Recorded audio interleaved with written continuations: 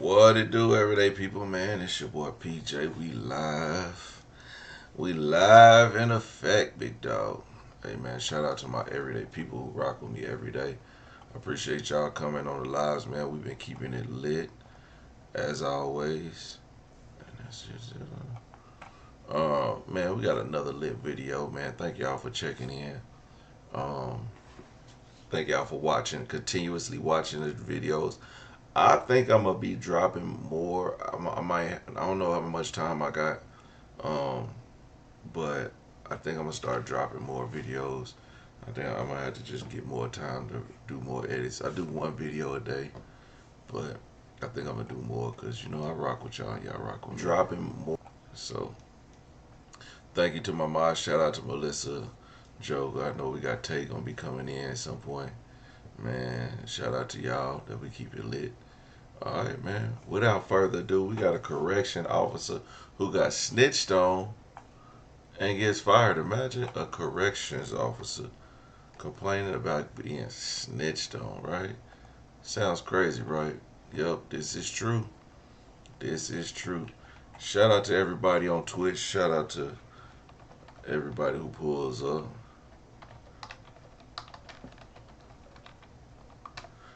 Yeah, y'all can follow me on Twitch at everydaypj. I'm gonna just drop that link in the comment section. I'm getting a few more people to. Hey, shout out for the floating jewels, man, or the floating hearts. I'm sorry. I appreciate that. You know what I'm saying? Y'all showing me love in the chat, because this is YouTube and you can send people jewels. Show me some love and send me some jewels, man.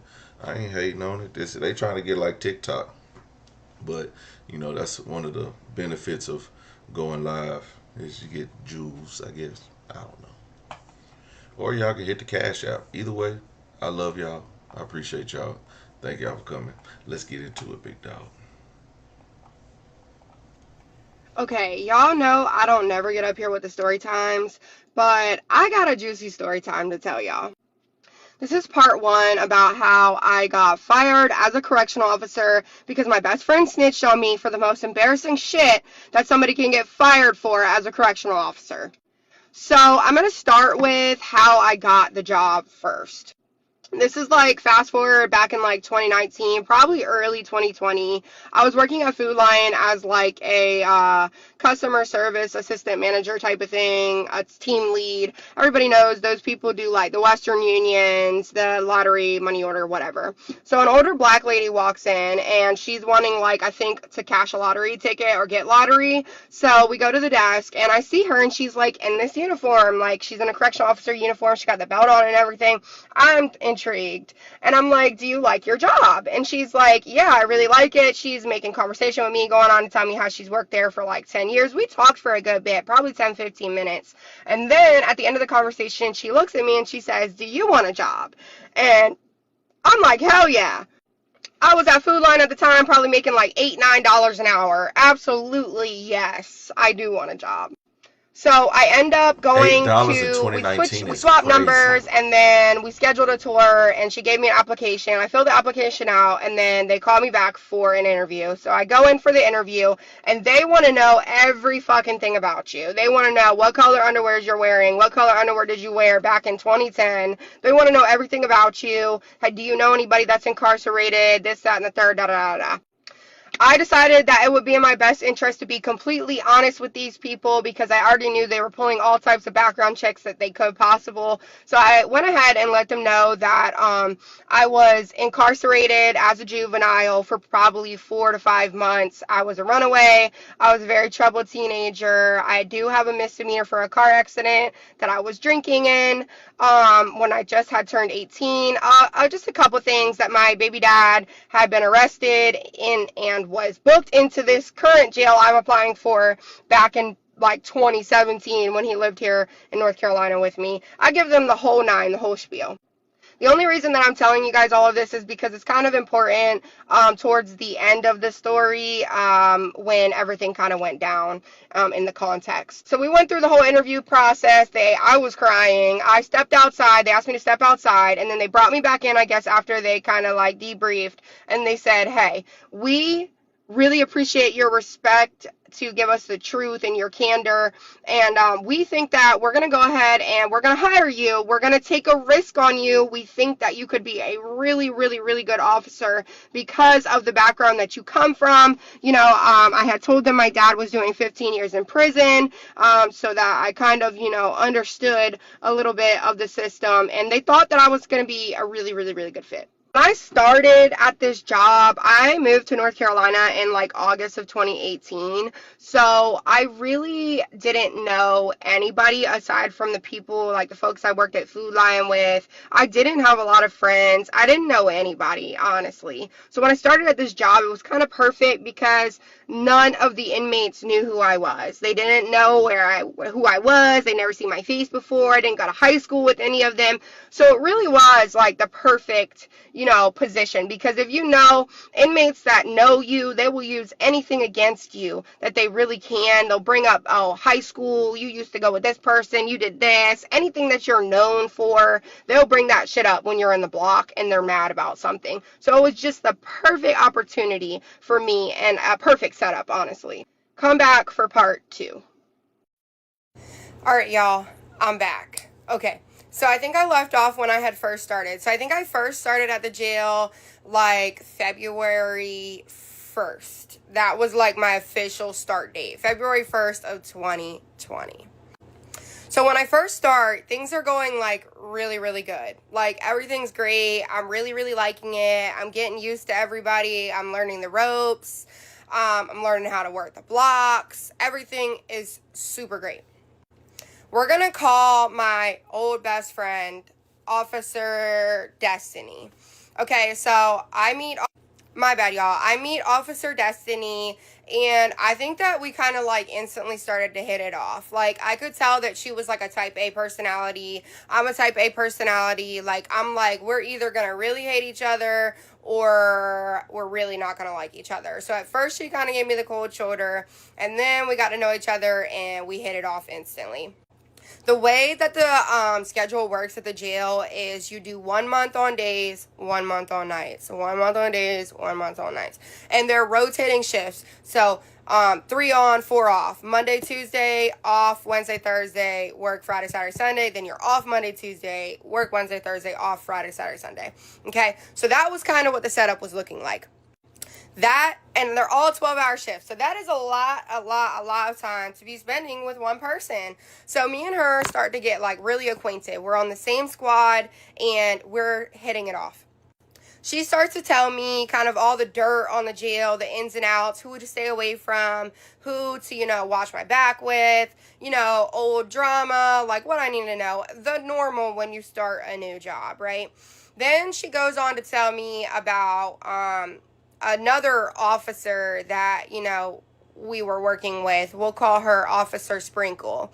So Officer Sprinkle and Destiny were really, really close at one point. Apparently they went to CO school together because they send us to CO school together. They were like really, really tight like this at one point, and she was telling me about how at the camp thing that they went to, that I guess she was fucking one of the other COs. Officer Sprinkle was fucking one of the other COs over there. It was messy. It was drama. That Officer Sprinkle was cheating on her husband. That she had her picked her up and took her, and she sucked somebody's dick in her backseat. She's telling me all the tea about Officer Sprinkle. Okay?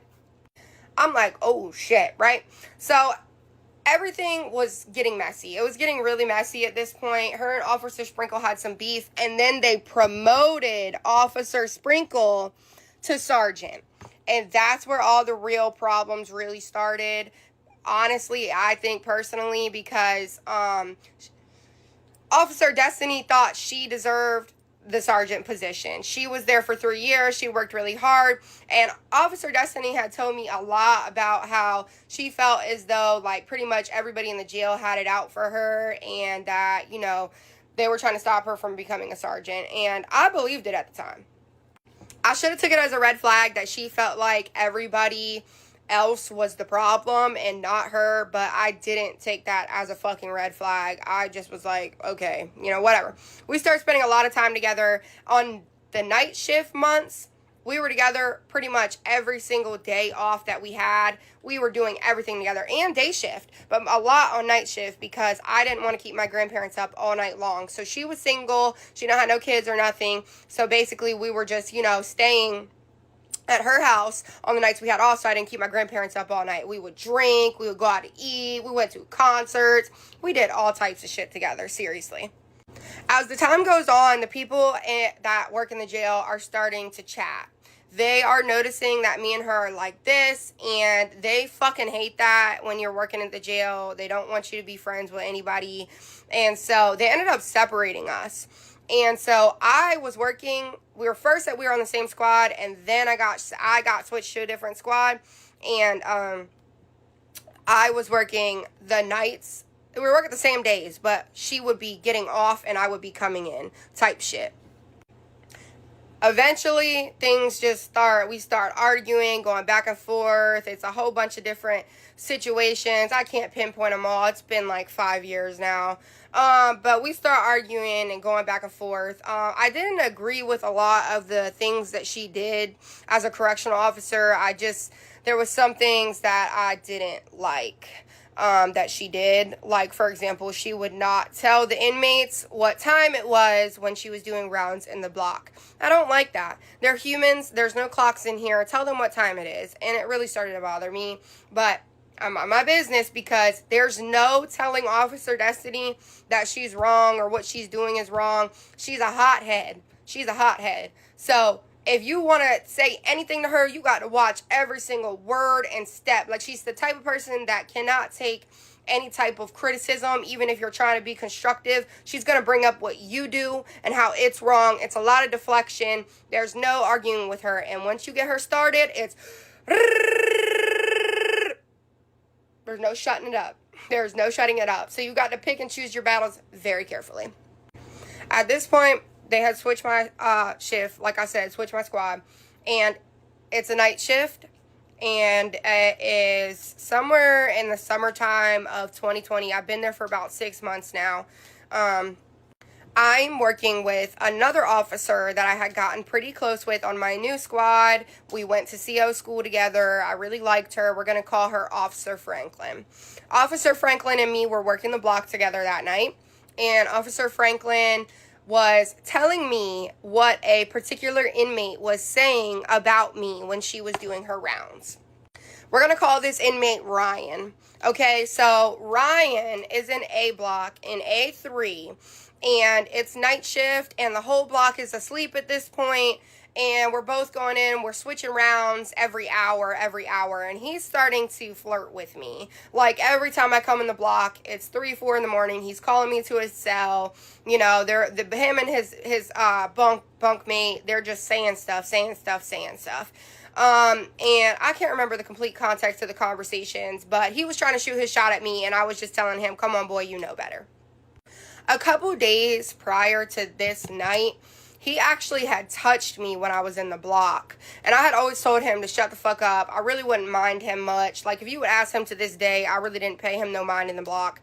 That's something that he's told me now, later on. Like, you wouldn't even paying me any mind. You wouldn't pay no attention to me. No, I didn't. I never did. And so that, a couple days prior to that, he had touched me when I was walking out the block. He touched the back of my arm, and I said, don't fucking touch me again. And I smacked his hand off of me. Now, fast forward back to that night in the block. He gave Officer Franklin a roll of toilet paper, because that's what they do in the jail when they need toilet paper. Here, I need a new roll. You have to give your old roll back to get a new one. But he gave her the roll, and it had a note inside. And I'm going to put the note in here, right here. I still have a picture of it. The note reads, Lil Mama, stop playing with me and leave me your number so I can call you when I get gone, or you can put it in my Facebook Messenger so when I get home I can see you, or you can be my pen pal while I'm gone. uh,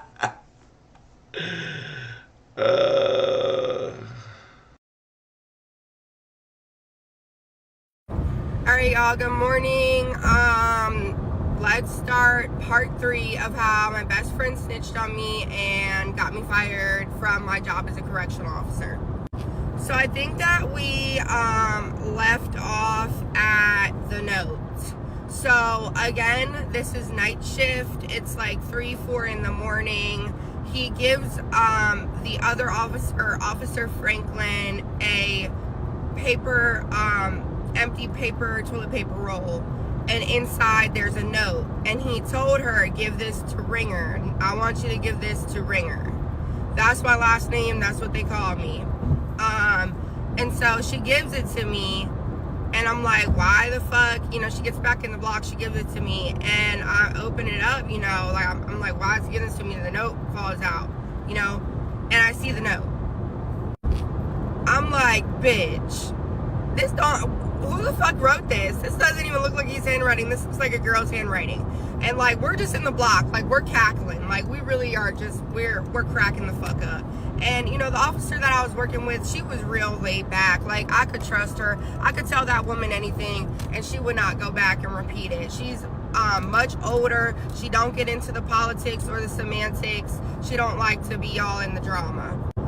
So he actually ended up, Ryan, the inmate, he had just gotten sentenced to prison like that day or the day before, and that's why he wrote the note. Like he had said, you know, when he was talking to me in the block, I'm gonna be leaving, I'm only doing like 6 months, you know, like whatever, like let me get up with you, like let me get your number, I'm only gonna be doing 6 months, then I'm out of here, I'm gonna be free, you know, whatever. So he had just gotten sentenced, and actually that morning in the block, he got shipped out. They came in and, you know, they called up to the tower and said, tell Ryan, inmate Ryan, to pack his stuff up. You know, he's leaving or whatever. So he basically begs us to call his mom and let his mom know that he will not, you know, he doesn't need commissary on his stuff for the month. Like, don't put any money up there because he's not going to be able to get it because he's transferring to a prison, you know? So don't put any money up there, you know, whatever the case was. So at this point, we have his mom's phone number, right? So that's the connection in this story, because initially I had told him, nah, like, I don't get down like that, you know, basically telling him that wasn't, you know, that wasn't my type of thing. I don't get down like that. You know, I wish him the best of luck, but that I don't, I don't want to, you know, I'm not going to lose my job behind that, you know?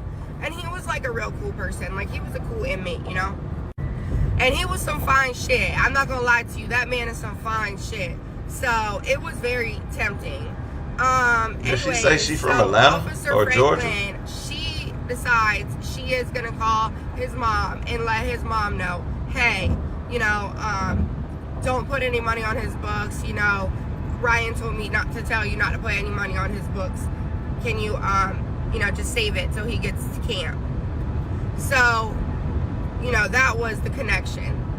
So, a week later, his mom reaches out to Officer Franklin because she has her phone number and says, hey, inmate Ryan, my son, he wants me to tell you to tell Ringer, can he please have her phone number? He wants to talk to her. At this point, Ryan, the inmate, had already been shipped out. Like I said, he was in a whole nother facility, you know, whatever. So, me being me, I'm thinking, well, it can't be that big of a deal. You know, he's in another prison. I didn't do anything inside my county jail. I don't think it's that big of a deal just to, you know, say hello, whatever. So, I say fine. Fine, you can give her my number to give to inmate Ryan. Okay? That was my first mistake. I knew better.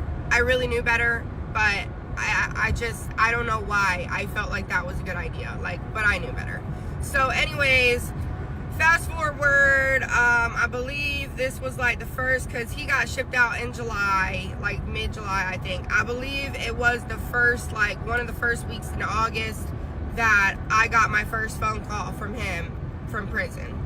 So he starts calling me from prison, and we're kicking it on the phone. Like, we're talking on the phone for like hours every day.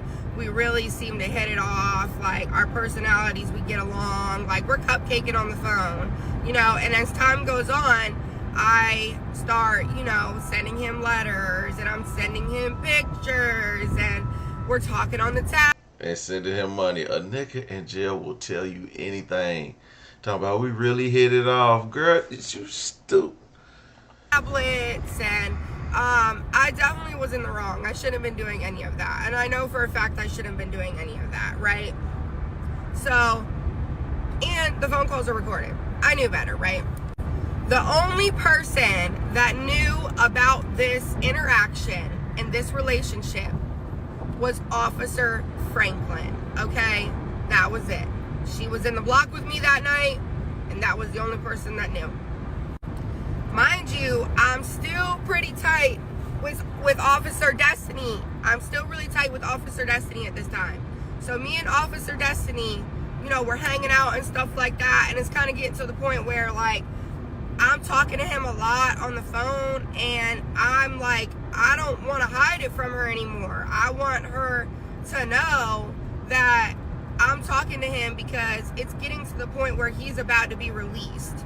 Like, this was probably now like January of 2021, and he was supposed to be getting released, like, you know, from like a 6-month point or something. I think he went to court in December and had found out he actually had pending charges in Raleigh. That was the pushing point. He had pending charges in another county, and he thought he was only going to be there for 6 months and he was going to get out. But he ended up not getting out. Like, they sentenced him to like 3 years. And so that was when I was like, I can't hide this from her anymore, when I thought he was getting out, because I was like, we're gonna be like together, we're gonna be dating, like, we're gonna be hanging out. She's my friend, and I didn't want her to like be upset that I didn't share it with her. She's the type of person that would be like offended by the fact that I kept something so big from her. So I'm like, okay, I'll just go ahead and tell her, you know? So I tell Officer Destiny. This is like around January, I think. And shit went downhill from there. Like I said, we found out that he wasn't going to be getting out anymore, so I felt dumb, like I shouldn't have even told her at this point, because now he's going to be still stuck in this prison, and he's not coming home, and now I've told her, and she knows. And I knew I shouldn't have said anything. And between this time frame, me and her had kind of like had a couple of spats. There had been some back and forth about some other things, and she starts getting really, really close with another sergeant. We'll call her Sergeant Bean. So Sergeant Bean is a brown noser, a really, really older white lady. Like, she is a brown noser. Her and the captain of the jail are like this. She tells the captain and the lieutenant that run the jail everything. So I'm noticing that Officer Destiny is getting really tight in with Sergeant Bean. And I'm like, this is not good, because if she gets mad at me, she's gonna spill the beans to Sergeant Bean. And I'm like, shit, I made a mistake. Around this time period, my lieutenant was about to retire. So the way the hierarchy works is there's a squad of COs, and then you have a sergeant of the squad, and then you have a lieutenant of the squad. When I switched squads, I was under Sergeant Sprinkle, the one that Officer Destiny had a lot of beef with, and I was under Lieutenant Hicks. So Lieutenant Hicks and Sergeant Sprinkle are my chain of command. So at this point, Lieutenant Hicks is about to retire. And I'm like, oh shit, my Sergeant Sprinkle has telling me I'm gonna recommend you. I'm gonna recommend you for this sergeant position. I think that you'll be best for it. And the rumors start to fly. Come back for part 3. All right, y'all, so we are on part 4 of how my best friend snitched on me and I got fired from my job as a correctional officer.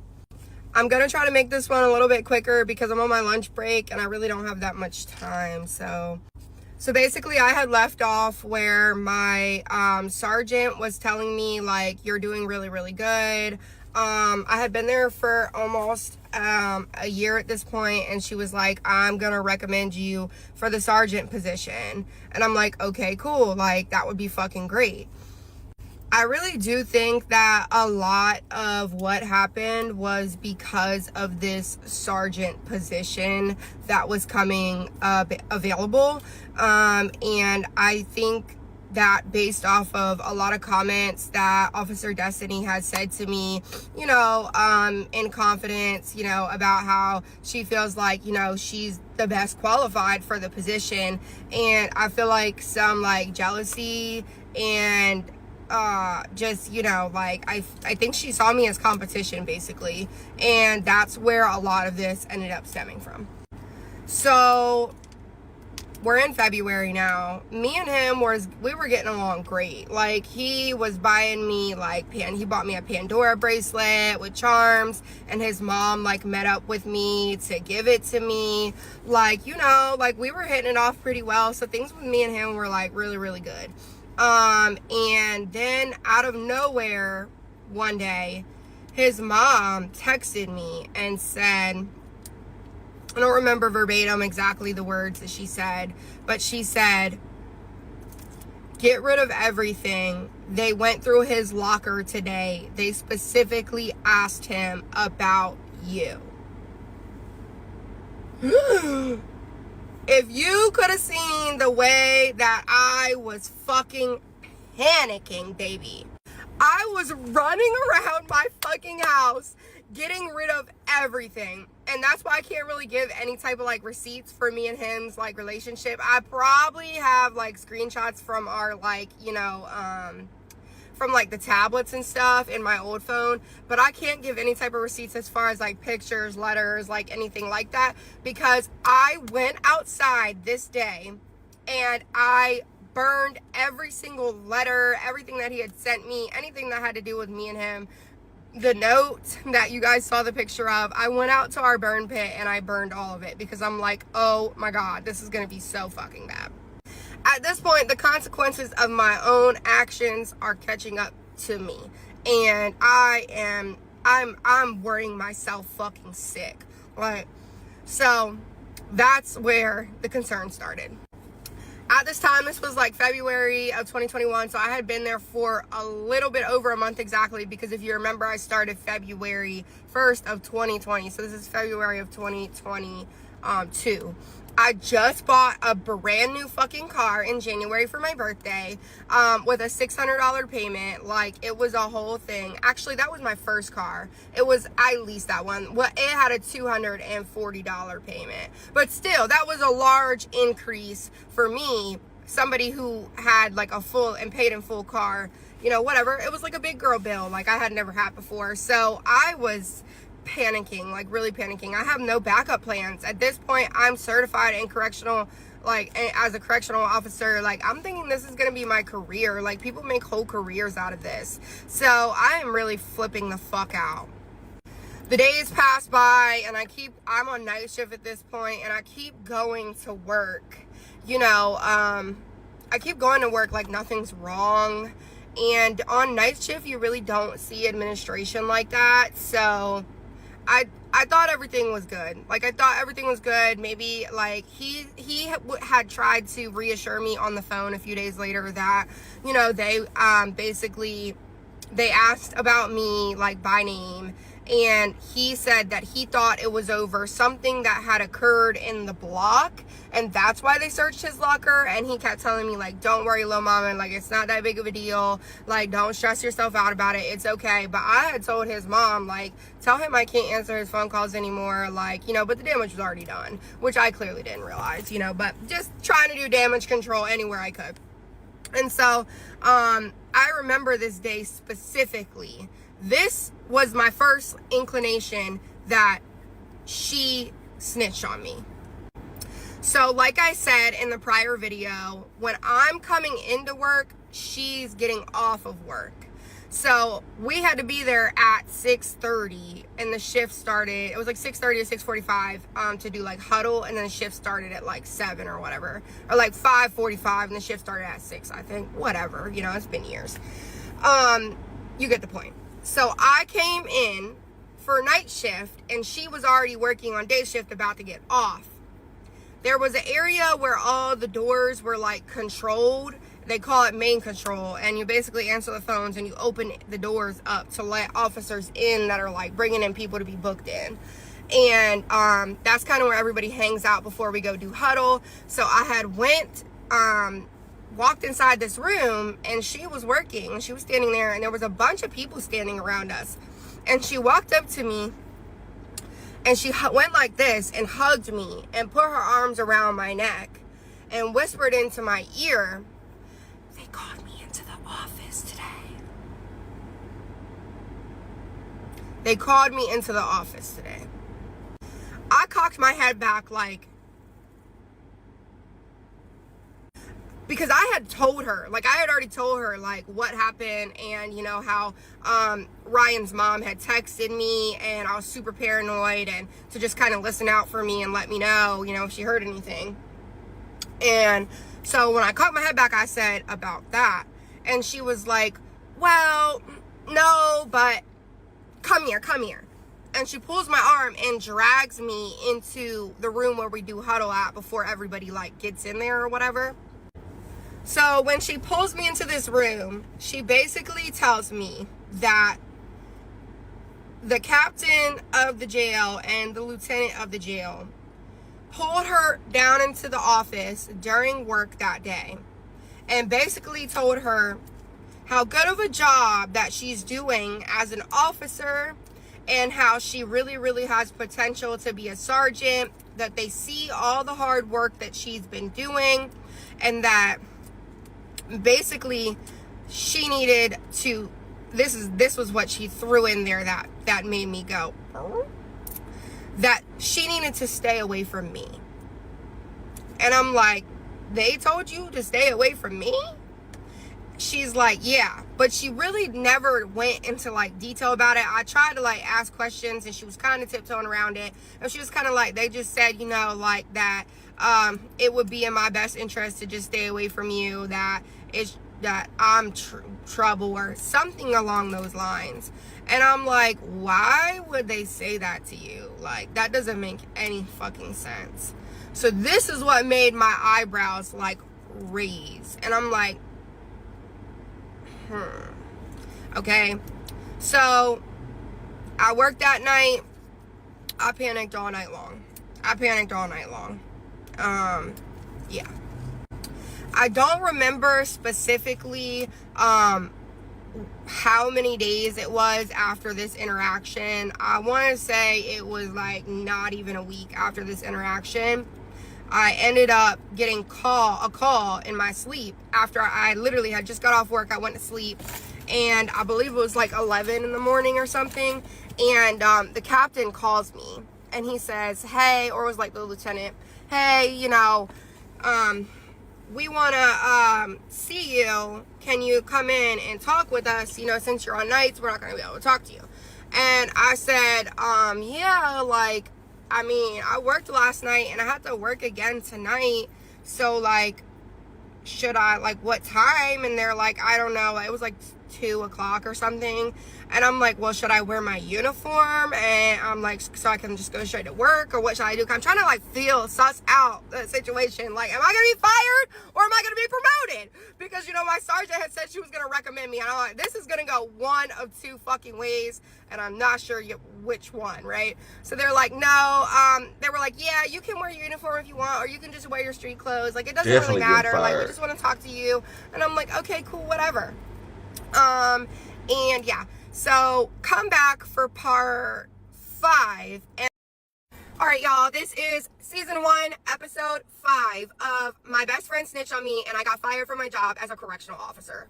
So I left off where they called me in and they wanted to see me. What really fucked me up is the fact that I asked them, should I wear my uniform or whatever. I really was trying to like suss out the whole thing, like, you know, am I gonna be fired or not? Should I wear my uniform type of thing? And they told me to wear my uniform. Like, I could wear my uniform, that it didn't matter. And I'm like, okay, maybe I'm not getting fired, right? Because I thought this was gonna go one way or the other. I either was getting fired or I was getting promoted, because my sergeant had been telling me she's gonna recommend me for the sergeant position, and it was time. So I didn't know which way it was gonna go. I get there, and the first thing that they do is ask me, you know, do I know why I'm here? And of course, I'm not going to snitch on myself. I'm going to let them tell me what I did. So they're saying, you know, you kept trying to drag it out of me. And finally I said, you know, I might have some sort of idea. They basically presented the fact that they knew that I was having an outside relationship with an inmate that was previously incarcerated in the jail. They whipped out a stack of papers, highlighted, parts highlighted. And these were phone transcripts of our phone calls from the last 6 months. Yes.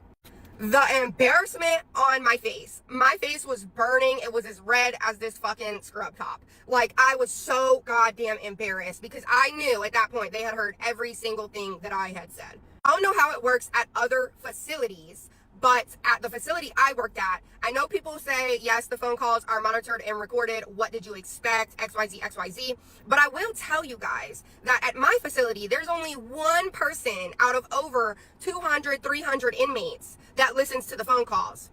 And this person was the woman who got me the job. We're going to call her Lieutenant Stars. So Lieutenant Stars is the one who got me the job, and she actually happens to be the person that passes out commissary and the person that listens to the phone calls. There's not enough time in the day to listen to all the phone calls from every single inmate. These people are on the phone all day long. Do you think one person can listen to every single call? No. They're recorded for them to be able to go back if an incident arises, or there might be trigger words. Some prisons, I think, have like trigger words that set off, like, you know, an ending, you know, hey, you need to listen to this phone call type of thing. But I'm telling you, they don't sit there and listen all day long to every single phone call. It's only if they're looking for something, or you have like an interesting case that, you know, they need more info on, so the feds want the info, you know, things like that. That's when they're tapping and really listening in. So I was embarrassed when they pulled out the whole stack of phone calls. And it was so funny because the captain was like, it says here that you said you're a gangster. Is that true? Bitch, I was like dead inside. I'm like, please get me out of this fucking room right now. Now. He went on to talk about, you know, things like valid points. You know, we took a risk on you. We knew that your dad was incarcerated for 15 years. We know that you talked to him on the phone. And I kind of said, well, what's the difference? You know, it's just phone calls, XYZ. And he's like, well, you were sending him pictures too. And you were talking about other inmates and other officers, which I was. So clearly that was wrong. But I don't know what, I was kind of in denial at this point in time. Like, I thought that maybe, just maybe, since it wasn't so bad and I hadn't done anything in the facility, I just talked on the phone with him and he talked on the tablet, sent him pictures. At this point, I was just like begging and pleading with them, like, please listen to the phone calls. You can hear us talk about the fact that I never paid him any mind, that he thought I didn't give a fuck, you know, all the things that he's saying. Please listen. We never talked about him bringing anything in. We never talked about like us having sex. We never talked about anything sexual. Like, please run the cameras back. Look, because I was confident in the fact that I knew that I didn't like do anything in the facility. We didn't even start talking until he had already went to prison. So I'm like begging them, like, please run the cameras back. Please just look like there was no foul play in the county, please. Like, and they were like, well, no, like, it was foul play the minute that you started having phone calls, conversations with him, you know. So yeah. I don't even think I sent him money but 1 or 2 times, like, and it was only like $20. You know, he was buying me Pandora bracelets and shit. So, I mean, I didn't think it was that big of a deal. It's not like I wasn't feeding his lifestyle. And they also try to make it like that, like, you're saying doing this. And I'm like, I only sent him $20 like 2 times out of like the 3 years that he was in prison. So yeah, we can ixnay on that because I'm dumb, but I'm not that dumb. So, anywho, he brings up how, like, his charges alone should make me want to not talk to him. Let's just get one thing clear. Ryan is not like a regular, like, street criminal. Ryan had braces in his mouth. Ryan was in the street, but far from the street. Does that make sense? Like, he grew up in the streets, but not really. He's still kind of green a little bit. Matter of fact, I used to jokingly call inmate Ryan Clarence. Like, I literally would say to him, and Clarence's parents had a real good marriage. Like, if y'all seen 8 Mile, you know what I'm talking about. Like, he's kind of not really a criminal. Ryan is not a career criminal who spends his whole life in prison and whatever. He was not a frequent flyer, and he had never done a prison bid before, and he still hasn't been back to prison since he got out of prison in October of 2023. So it's not like he just was a regular offender that has a whole fucking rack of charges and shit. It was like a bad decision. You made a bad decision. Now you're paying for it type of situation. Anywho, so that pretty much wrapped that up. They just sat there and embarrassed me. I cried and, apologized. And they said, I was terminated and I wasn't going to be able to work at any facility in North Carolina ever again. Like, they were going to notify the people that certify the correctional officers in North Carolina, and I wouldn't be able to work in another jail or prison. And that basically I was blacklisted, and they told me a sheriff was going to come pick my stuff up from my house. I left. I packed all the shit up and I put it on the couch and I told my granddad a sheriff is going to come pick this up. I was so fucking embarrassed. I didn't want anybody to see my face. I was just completely demolished inside. Like, it's just the worst way to go out. It's the worst way to go out. Mind you, a few weeks prior to all this shit going down, the captain of the jail had caught me in the back smoking a cigarette because I smoked back then and he smoked. Sometimes we sit back there and have conversations. And while I was back there, he said to me, this is before all this went down, "Hey, Renner, let me ask you something." And I'm like, "What's up?" And he was like, "What do you think about Officer Destiny? I know you guys are friends, but, I just want to see, your input about what you think about XYZ. And I just said, "Hey, I don't really want to get involved into the politics. I really don't want to be in any drama. There's already been a lot of drama between the squads. We're friends. I really don't want to start anything." And he's like, "Well, what do you think about, her as an officer, basically, kind of thing?" And I just said, I gave her her flowers. Like, she works hard as fuck. She works harder than anybody in the blocks. She hits her rounds fast as fuck. She passes trades fast as fuck. She's picks up overtime. She's at every time somebody calls for assistance, she's there. Like, at every time I have to put hands on somebody, she's there. She's a dope officer. She busts her ass." I said, "But there are some things, that I don't really agree with." And I mean, I would want somebody to tell the truth about me too. So I'm just like, "Hey, I don't really," and he asked me what, specifically. And I do remember telling him, I just don't really care for, I don't really care for the way she won't tell them the time. And I just said, sometimes I feel like she can be a little bit argumentative, intentionally with the inmates, basically. I said, aside from that, she's a good fucking officer. She busts her ass. I think she deserves to be promoted. I really think she would be a good person for the sergeant position. She showed her, showed her work ethic. She deserves it, And that's where we left it. It did not go any further than that. And I told Officer Destiny about this interaction. I made sure to tell her because I didn't want anything to be misconstrued, or I didn't say this or I did say that. And anything that I said to him was stuff I had already said to her before, prior, as friends. We're friends, we're coworkers, we should be able to hold each other accountable in a respectful manner. And that's the way it's supposed to be, right? Wrong. Apparently I was very wrong. So, obviously after all that happened, Officer Destiny is the first person that I'm calling. Girl, and I'm telling her everything, and she's playing dumb, she's playing stupid, she's acting like she doesn't know anything. Oh my God, how did they find out? Blah, blah, blah, blah. And I'm just itching for anything. I'm just itching for some sort of inclination that she knows something. She's got to been hearing something. This type of shit is tea in correctional officer world. They've got to be talking. People have got to be talking. And she's still acting like she hasn't heard anything. Officer Franklin was my ears on the ground in my eyes. So she was letting me know what was going on behind the scenes, and she had called me and let me know that the day after I got fired, another officer was sitting in the main control area that I described to you, and she was talking shit, and the officer made the comment, "It's just really sad because her own friend did it to her." What? "It's just really sad because her own friend got her fired," I believe was the exact words. So now I'm like, what? And I had already had a little bit of a inclination, like I had told y'all from the previous conversation when she hugged me and whispered in my ear and said that, they dragged her into the office. So she had kept texting me over and over again, and I wasn't replying. And I wish I could find that text thread. I wonder if I've got it in my old phone when I get home. I might be able to pull some receipts. But I was ignoring her. And then finally she asked me, like, what did I do to you? Like, why are you not answering me? And I told her, you know exactly what you fucking did. I ended up blocking her on everything, and then I said, you know what you fucking did, and I blocked her on everything. And that was that, because I didn't have any, like, solid proof, and I needed solid proof, right? I ended up reconnecting with her probably like a year later. She reached out to me and says, hey, I want to extend an olive branch. I want to invite you to my wedding. And initially I had told her, hey, I'm already going to Officer Franklin's wedding that day, but if I can still make it, I will try to make it. I can't promise anything. Everything in my gut told me not to go to this wedding, but I ended up driving 3 hours away to the beach, and I attended the wedding reception in a beach house, and we actually ended up fist fighting. It went really, really south really, really quickly, and then we still tried to reconnect a few months, maybe a year again later after that, and that's when she sat me down at her house and told me what really happened.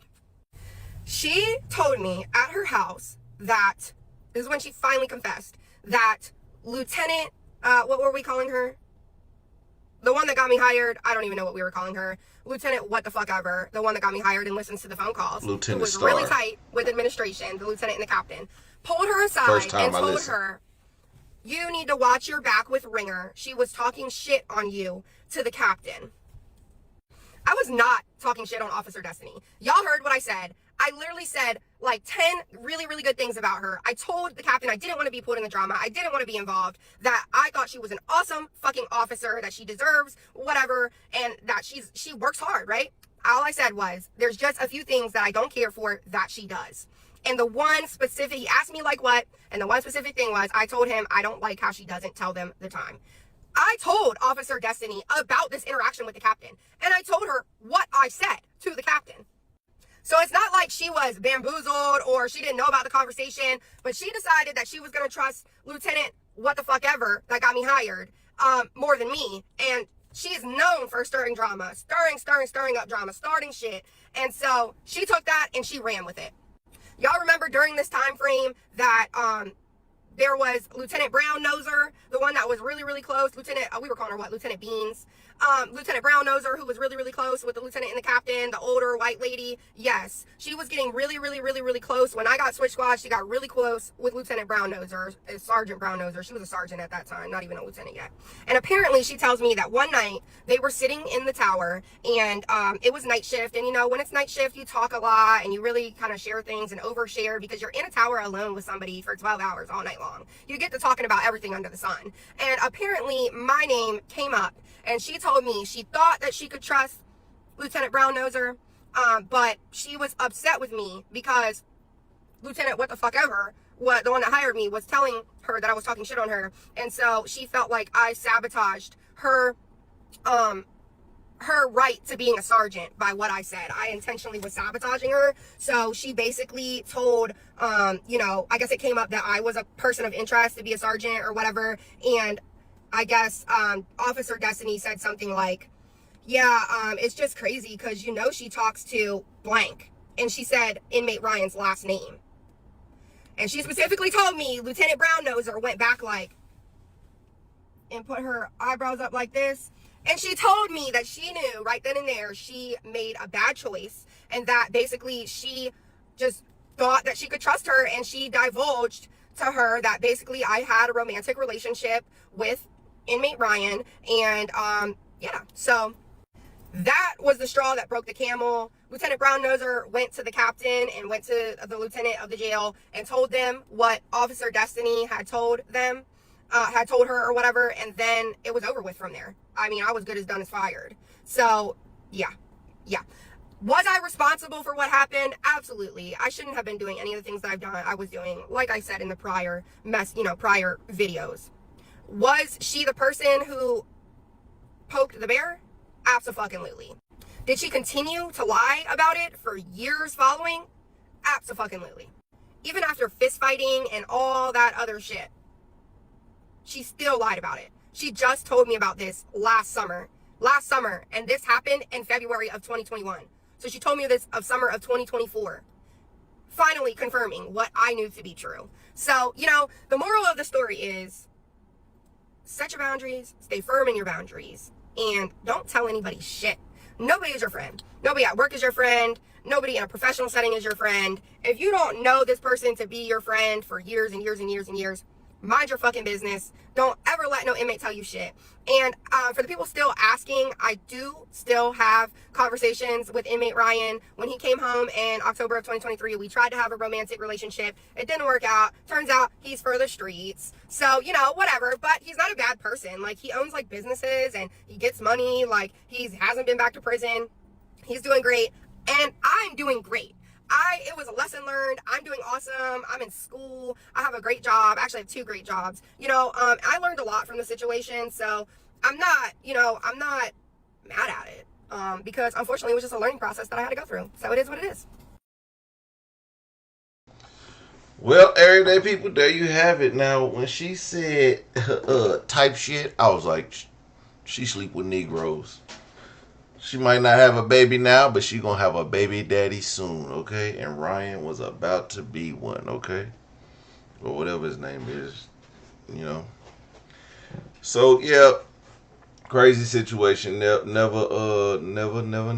tell people. See, this is why you don't tell people your personal business. And honestly, I don't think what she did was a fireable offense because it didn't happen in the jail. But I think it's just the correctional officer inmate fraternization that they think that could have possibly happened, because if an inmate is able to get you at any given time, then it could happen again, and they don't want to do that. They don't want to risk you being around other inmates and you catching a sexual battery charge because you didn't slept with one of the inmates because you thought it was okay. Because no, it ain't okay. But anyway, she was a. I mean, even falling for it, you're an airhead, okay? You're a straight airhead, like, and can I be honest? Be honest for 1 second. She fit the description. She fit the description. Fluffy, blonde, about a 5 or 6, medium ugly.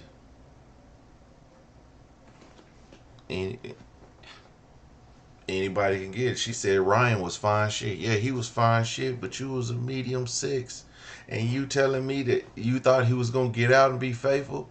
Find out he's for the streets. He's for the streets.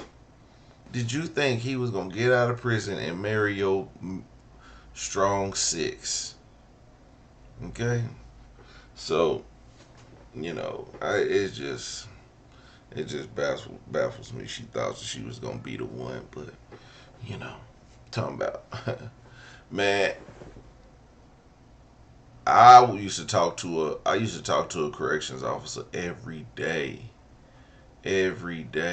when I was locked up, and she was fine shit looking ass.